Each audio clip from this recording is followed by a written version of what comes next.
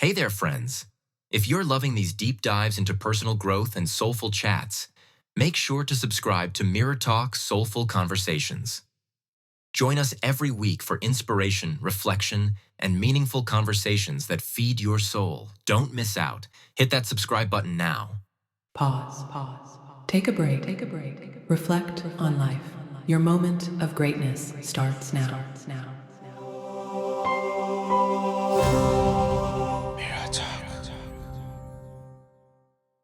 In this episode, we'll learn about the power of personality and how to use that to lock the secrets to understanding everyone in our lives. Helping us with this topic is an author, a life coach, and the founder of the Utopia Project. Welcome to the show, Eric. How are you doing? Oh, thank you so much for having me, Topi. I'm doing great. Thank you so much. I'm so delighted that we finally got to connect, and I'm looking forward to learning so much from you, learning so much about personality, especially personality types. That's something that I've always had in different conversations, but never really got into the root of it. But before we get into all of that, I would just like to learn about the motivation behind this. Like, what motivated you to devote the last 2 decades of your life helping people to forge a path to success that works for them? I think it's obviously, I guess it's like everyone else. It's like when you're young, right? You know, you have these certain feelings and you try to pursue the way to like address those feelings. And for me, I always felt a little different. And I realized I would always meet like 1 or 2 people who also felt that way. And by different, I mean like, having different values than what are pushed on by, let's say, your teachers or society, right? And I think for me, I was like, whoa, is there something weird with me, like wrong with me? Like, and I discovered personality types around like when I was 15 or 16. I think I discovered Myers-Briggs at that point, or MBTI. And I was like, oh, okay, I got to look this stuff up. And I just studied everything I could about personality types. We've always had astrology and things like that. But in this case, I decided to do different things. And, like I looked at all these things and I researched it. And then I decided to start my own education company to go a little further with it. And through that decade of working with like about 1,000 students a year, I developed my own personality typing methodology. So That's awesome. That's great. I remember while preparing for this conversation also, I was reading about whenever you think about your high school days or something like that, you describe yourself as a bad student. I don't know if you could touch on that a little bit also to help us understand how you saw yourself back then. I always joke around and say I was a bad student. I always say I was an AF student. You know how they always say, are you an AB student? I was an AF student, meaning I could get an F in a class or I could get an A in the class, depending on how well I got along with the teacher. And by the way, it was not their fault. It was always generally my fault if I wasn't getting along. But I really felt like if I was really interested in something and I felt very strongly about it, then I wanted to pursue it. And if I wasn't interested, then I wouldn't, regardless of whether, people would say, oh, but you need to do that. You need to get good grades because are you going to get a good job? Because you got to get into a good college and, that linear approach, right? Or some people just saying, well, you should behave and listen to the teacher and do what they tell you because they're older and you should follow, a certain sense of authority. I realized I wasn't like that. And that's how, when I always say I was a bad student, it's mainly because of that. Yeah. And it has to do a lot with my personality type. And working with students, I saw a lot of kids who had that same personality type. And I always think, well, are you going to fight that? Or as a teacher, would you have to fight that? Or is it going to be more like, let me meet this student where they're at? Because at the end of the day, the goal is to like help each person reach their full potential, right? Not what you think they should be. Yeah, that's true. I mean, you have to understand them. And I think we'll get to that very soon. You have to be able to understand them and understand their type, their personality type, and help them to mold their life around who they are. Yeah. That's awesome. I know that you've helped people in the past with their personality types. You have personality typed over 50,000 people during your career. And that's why I would like us to go into this already. And I'm so curious to learn about this. Like from your experience, can you educate us on the different personality types and how we could differentiate them? Yeah. With my methodology, it gets a little wonky when you get into all these methodologies. So basically I separate people into 4 different categories. I call them packs. And you'll see in a bit why I call them packs. But each pack has a different core value. And I think that's the difference between my methodology and the ones that came previously. Oftentimes, most personality typing systems are based on what people see, right? Like, oh, is this person good at this? Do they like to do this? Are they more organized? And are they more talkative? And mine is more like, why do we do the things we do, right? Our deepest values kind of determine that. And I feel like that's a better indicator of who we are. And so we have 4 packs. One values safety and security. Another pack values excitement. Another pack values self knowledge. And the last pack values information. And so those are 4 very different things. And I think when you meet people, you're going to realize that, oh, yeah, a majority of people do value safety and security, right? Most people, you ask them, what do you want out of your life? They're like, I just want to be happy, be safe, maybe get married and have kids, because obviously that foundation makes people feel secure, buy a home or whatever and live in this place and like have a steady job, right? And I think that's the majority of people. But there's those other 3 packs that have totally different values. And you can imagine like how someone who values safety and security would clash with someone who values excitement. Like the exact reason why someone likes excitement generally is like, let's say someone goes on a roller coaster and they're like, yeah, I love it because I'm getting thrown around. I think I'm going to die. It makes me feel really excited, like the risk. Yeah. Right? Yes. Yeah. And the safety and security person is like, wait, I don't want to feel that way. I want to feel the opposite of that. Right. And so those are the 4 packs. And then within those 4 packs, there are 4 animal personality types. So obviously 4 times 4 makes 16 personality types in total. And so that once again, I call them packs because they're animal personality types and those are easy to remember. Right. So, okay. So can you like walk us through them? Are they like different combinations that we could have as a person? Can I be exciting and at the same time crave safety, or a mixture of both, or a blend, I don't believe in mixes. I think we all prioritize one over the other, right? Like for example, if someone prizes information, I used to say that pack valued knowledge, and that was too sexy of a word. If you say knowledge is someone's core value, everybody's like, oh wait, knowledge is my core value, right? Like everyone's going to say that. So information is a little nerdier. So I always ask people like who feel that they're information seekers. I just say, well, would you experiment on yourself to see if a drug works? And you can generally tell by the reaction what they value, right? If you value safety and security, you think that the question that I just posed was incredibly stupid, right? You're like, what? Like, why would I experiment on myself? I could die. Like the risk, like what is the risk? I could kill myself just to figure out if this works or not, right? Whereas the person who values information, it doesn't mean that they're going to say yes to that, but I'll see their face and they'll consider it. Like on their face, they'll be like, like what's the good? Like, is it going to cure cancer? Because I think I might risk my life to see if this thing cures cancer. So generally, like we can like all the values, but we clearly prioritize one over the other, and that's something I found just over the course of meeting, thousands of people a year. So, I mean, so for someone who wants to live on the exciting part of life, for example, the person might not really want to crave for safety, or we really want to go for exciting adventures, events and activities, basically. Yeah. Yeah, like, I think sometimes I call them hunters, by the way. I didn't say the categories. I call the people who value safety and security gatherers. The ones that value excitement are hunters. And then the self-knowledge seekers are shamans. And then the information seekers are smiths, like blacksmiths. So if you can imagine a medieval village back in the day, we have these specific roles, right? And that kind of explains why we have so many gatherers, because back in the day, we probably needed more gatherers, right? And then hunters would probably be the second most populous in the village. And hunters are the excitement seekers, right? And I think sometimes hunters will be like, wait, are you saying I'm superficial? I just want to have like fun, like they'll get upset. I'm like, well, it's deeper than that. It's more, you want to experience everything that life has to offer viscerally. They want to taste everything, see everything, hear everything, smell everything.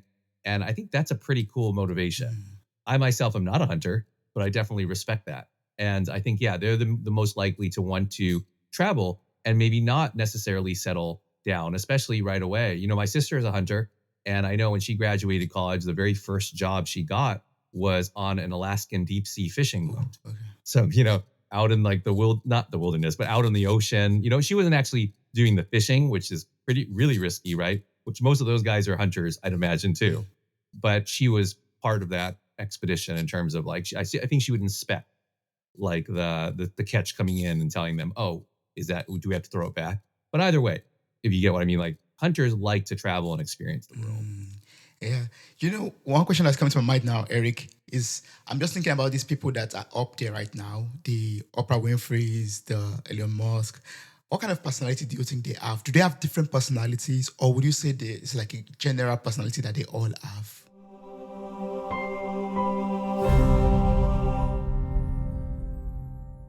Hey there, podcast enthusiasts. Are you ready to add a little sparkle to your day? If you're loving the insightful conversations and captivating stories on Mirror Talk Podcast, here's a friendly nudge to hit that subscribe button.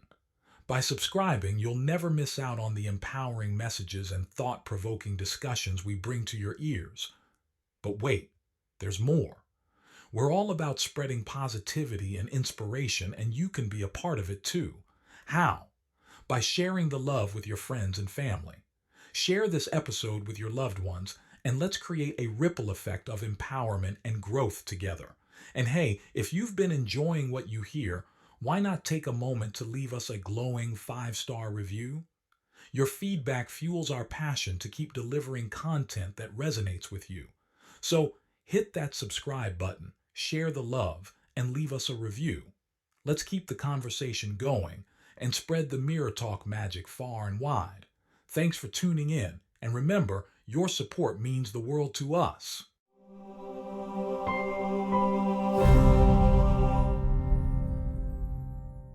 Oh no, they definitely have different ones as we can see. And I'm glad you picked two people because they're pretty different, Oprah and Elon. And I'm just reading that based on what I see. Obviously, they can be totally different in person. I don't know. I've never met either of them, but just based on the personality that they project.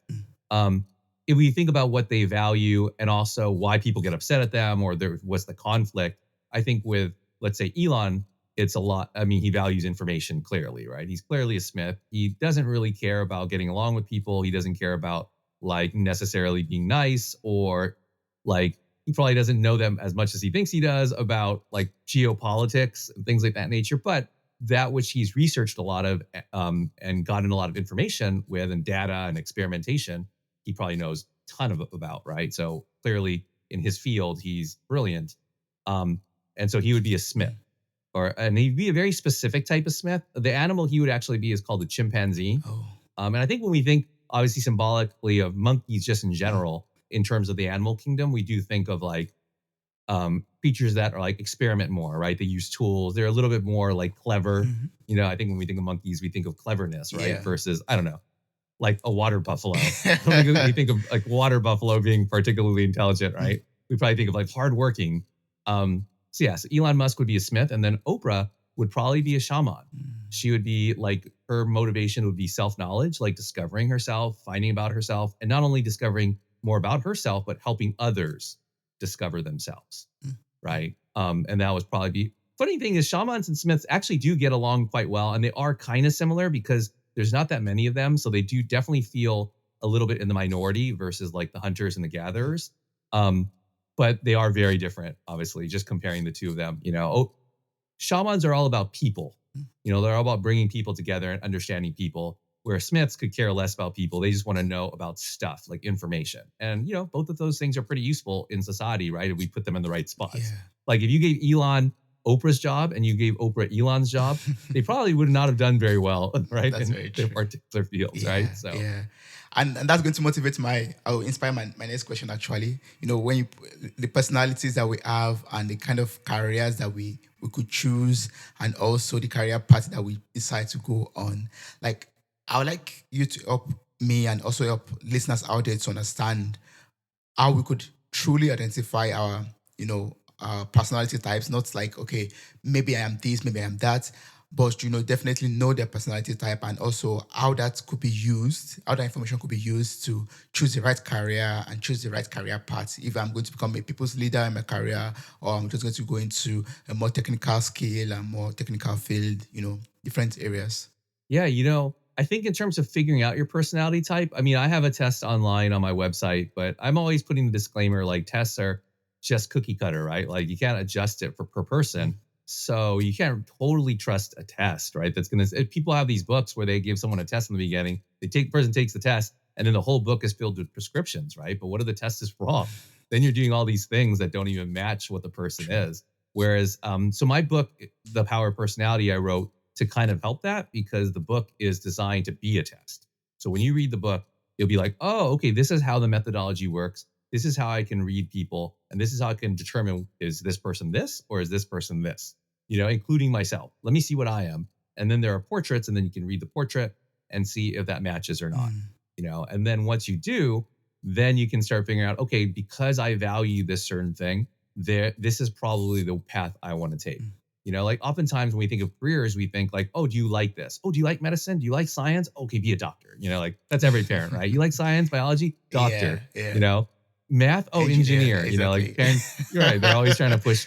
And I get it. Doctors, we always need doctors and engineers. They're very, I don't want to say safe jobs, but they're safe in society. I don't think there's ever going to be a time in society where we don't have them. So I get it. Like you have those gatherer parents and they're just like, kids, take something so I don't have to worry about you. And I know that you're going to be safe and have a job, But even within those fields, like let's say, like doctors, for example, in the health profession, like there are certain types of doctors that fit certain personalities better. Like if you're a hunter and you like excitement, and you don't necessarily need or want a steady schedule, and you're a doctor, you could be an ER doctor. The ER is pretty crazy and pretty exciting, and hunters are very good at adjusting. So they're very good at going, oh, wait, what did I see? Okay, let me do this. Oh, this is different. Okay, let me do this, which I think would be perfect for working in an ER. Or they tend to be like, what are those? Gosh, orthotics. It's not an osteopath, but sorry, I forgot the type of job or type of doctor, but they focus on athletics, right? Or kinesthesiology. And then other jobs or other like gatherers would probably be more likely to be like a dermatologist or something with a very steady schedule. So even within fields, different personalities can do well. You just have to find the fit job within that field that really fits your own values and what you want out of life. Yeah. Oh, that's very, I would say, very valid and very vital. When choosing a career path, like knowing, okay, this is what this kind of career involves, and this is how my personality could fit into it. Or maybe it's not a suitable match for me.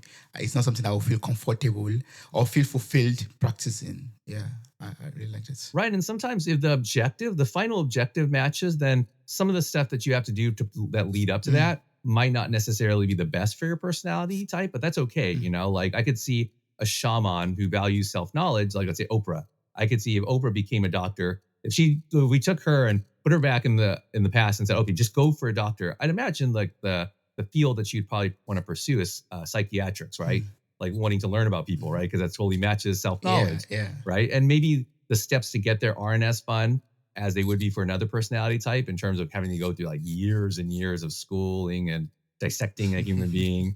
But once you get to that like psychiatric position, I think would be perfect for a shaman. Oh yeah. This is bringing up a question in my mind, and that is, for example, I want to become a doctor, just an example, and I know this is kind of personality that a doctor has, maybe a surgeon, for example, but I'm not that kind of personality. I don't have that kind of personality.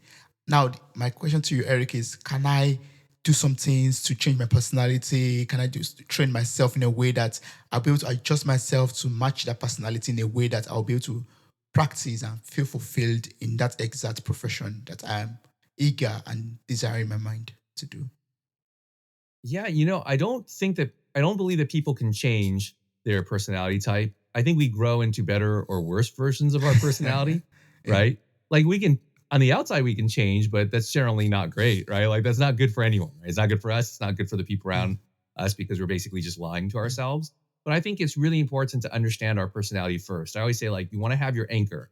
If you have your anchor here, you know what you are. So then you can kind of borrow from other personality types. Like if you're, let's say, a gatherer who's a little bit more steady and certain and likes like safety and security, right? Becoming a surgeon is a little different. Surgery is very like hunter focused. Hunters are really good with surgery because it's not like a steady thing, right? You might have surgery for work 6 hours like one day and then not work for the next 2 days, right? And hunters tend to be good, obviously, like the hunters of old. Hunters tend to be good using tools. I mean, surgery is all tools, right? So if you're a gatherer, surgery is not necessarily totally fitting, but like you can clearly borrow and practice using like tools and practice all the things that a hunter does, and then work with that. And then as long as you're okay with the different hours, let's say, of surgery, then that would be fine. I think it's more or less make sure you're not changing yourself, make sure you know who you are. And then when you do these things, you realize I'm borrowing from other personality types. Oh, I really love that. Like not losing yourself, not changing yourself. Yeah, that's really good, and that's something that is also wonderful about your book. Your book helps everyone out there, the readers, to understand themselves and use that to also understand other people. Like knowing who you are first of all, and then knowing everyone in your life also. And that's why I'd like to know about, relationships also. Like for people out there who are seeking for a soulmate, or they are looking, they're in a relationship right now, looking for dates or partners or whatnot. Um, what should they look out for in terms of the personality? Like what personalities match with each other in a relationship? Um, yeah. That's the number one question everyone asks with this stuff, right? Like once again, it goes back to like the old horoscopes, right? I'm a Cancer. Do I do well with a Exactly. Scorpio? Yeah. Like, right. I'm not a big believer in the soulmate per se, because I feel like we can all get along with everyone, especially because I also get this question a lot from people who are already coupled, like they already have someone. And I'm like, wait, are you trying to ask me questions so that I can tell you answers that might say, yeah, leave that person? Like, I don't want to, I'm not giving you that answer, Yeah. right?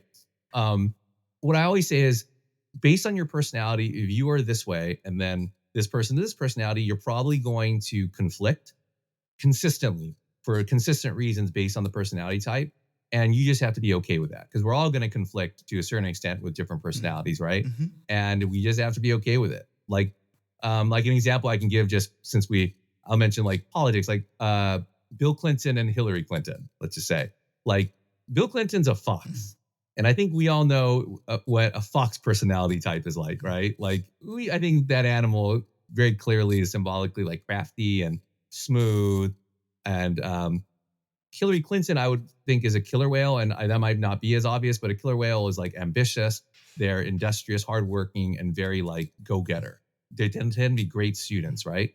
So you can see if those two personalities get together as they have, we've seen their conflict, like obviously out in the open, and it makes total sense, right? Like the fox is going to want to have a little more fun than maybe they should. And I'm not saying that all foxes are philanderers, but they might like to try to see other women or men, and like kind of like float around a little bit more than they probably should. And the killer whale will be more based on, is this going to help me like get ahead, right? Like, is my significant other worth my respect and worth my time?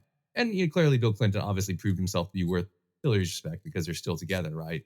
At least in the practical terms. So yeah, I think generally, sorry, that was a long answer, but basically when people are in a relationship, they just need to know that they have to be okay with the other person's like flaws, and because that person should be okay with their flaws. And if it doesn't work out, then you probably shouldn't be together, right? If you're not okay with that. That's very true. I think, once one is able to, I know we didn't talk about all the different animals that you've categorized them into, but I believe once we're able to understand ourselves and understand the other person that we're in a relationship with, that way we'll be able to flow with each other or know how to interact or deal with each other, basically. Right. If you know what the other person values, you still might be mad at them, but at least you'll know why you're mad, right? Yeah. You're like, oh yeah, like I'm still pissed off, but at least I know why, right? And I think that's important. Yeah, and you know how the person is going to respond or react to different situations, so you could also already prepare or even just expect it already. Oh yeah, and in general, like I found that the most common coupling is hunter-gatherer, and you think like, oh, it would be more like gatherer-gatherer, right? Because they're similar and there's a lot of them. And, if you value safety and security, they definitely they're always looking to be in a relationship because that makes them feel like safe and secure, right? So you think, oh, if they make up half the population, that's something they're always looking for. You'd think that they would be the most common match, the two of them. But in fact, it's actually gatherers and hunters tend to match up, because I think inherently we as people are attracted to our opposites, right? I know that's the cliche, opposites attract. Extreme opposites don't necessarily attract. We have to still be able to communicate with the other person. But gatherers and hunters both communicate concretely. Like they're very like, what am I seeing? What does it mean? Like kind of people. And that way they relate in that way. And then everything else is opposite.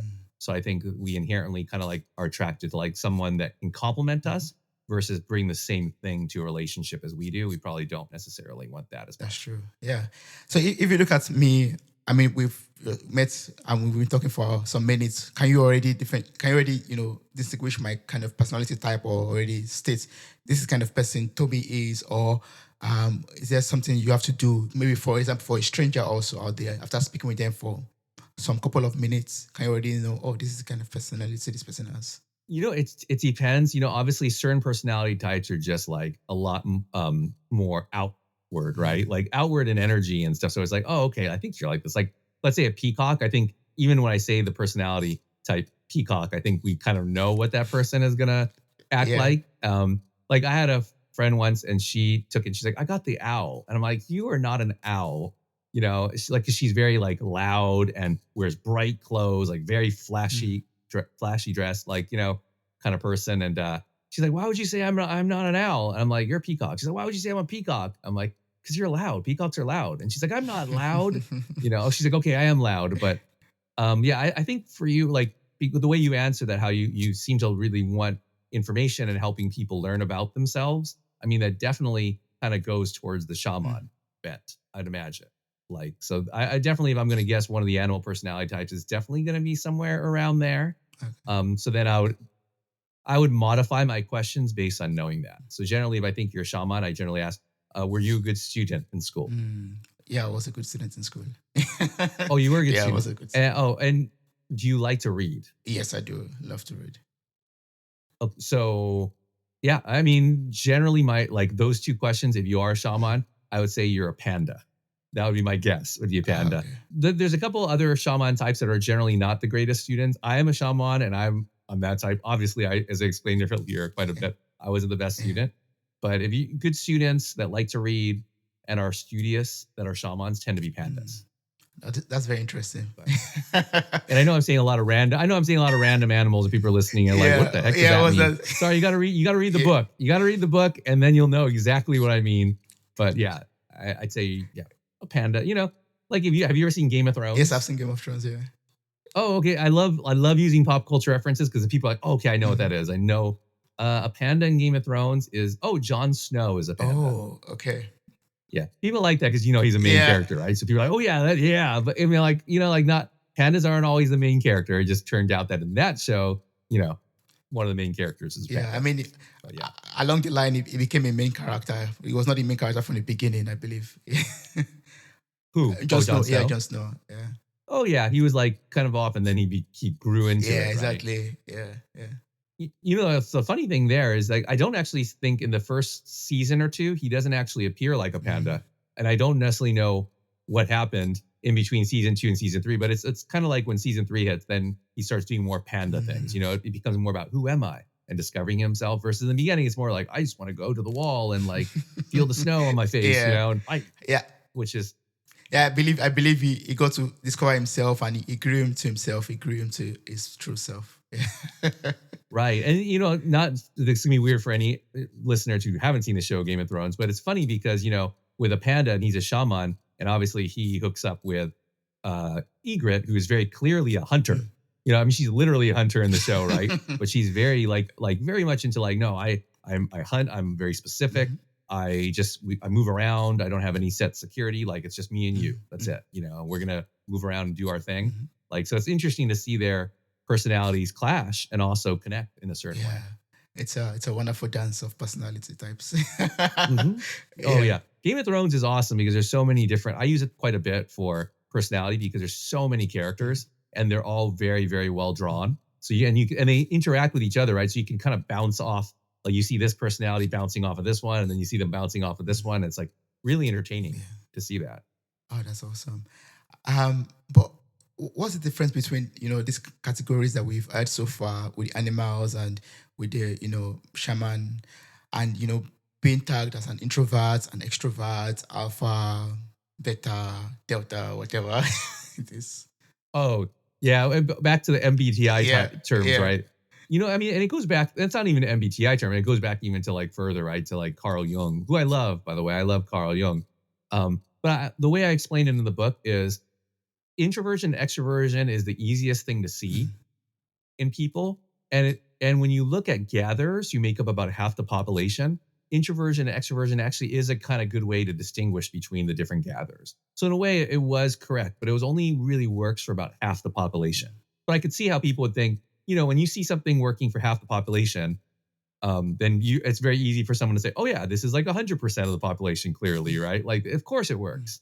So I think in general, and not only that, but gatherers are the most likely to volunteer for studies because, they believe in like, they believe in doing good and keeping like a secure civilization. So they're the most likely to volunteer. They're like, oh yeah, I want to help out. Like, I want to like help these people. So they'll volunteer. So you have a lot of gatherers in these studies, like overrepresented. So they're probably like 80% of the people in these studies when they do. And then, so then it's clear. People are like, oh yeah, this is clearly something that's important with people, introversion, extroversion, right? But, as I've studied it, people get mad because they're like, wait a minute, but I'm extroverted in this situation and introverted in this situation. And I was like, yeah, that's right. And so there has to be something more to it than that. There has to be some kind of context. And that's where I went back to the values thing, right? So if you value something highly, then you are going to appear more extroverted, right? Because you're going to be more outgoing with it and you're going to like care about it more. You're going to push your agency a bit more. And if you value something a little less, then you're probably going to be, yeah, whatever. Like, I don't care. Like, you guys can do whatever you want, So I think in general, it all comes back to the values again versus like outward things that we see like introvert or extrovert. Yeah, it's deeper than what we see. That's true. Wow, thank you so much, Eric. I've learned so much from speaking with you about personality types. Thank you so much. I would like you to tell us about Utopia and your book also, and the best way to connect with all of the services that you offer and maybe to work with you also. Oh, so the book, you can buy it anywhere you buy books. I always say, I mean, if you can buy it clearly on Amazon. If you want to give Jeff Bezos your money.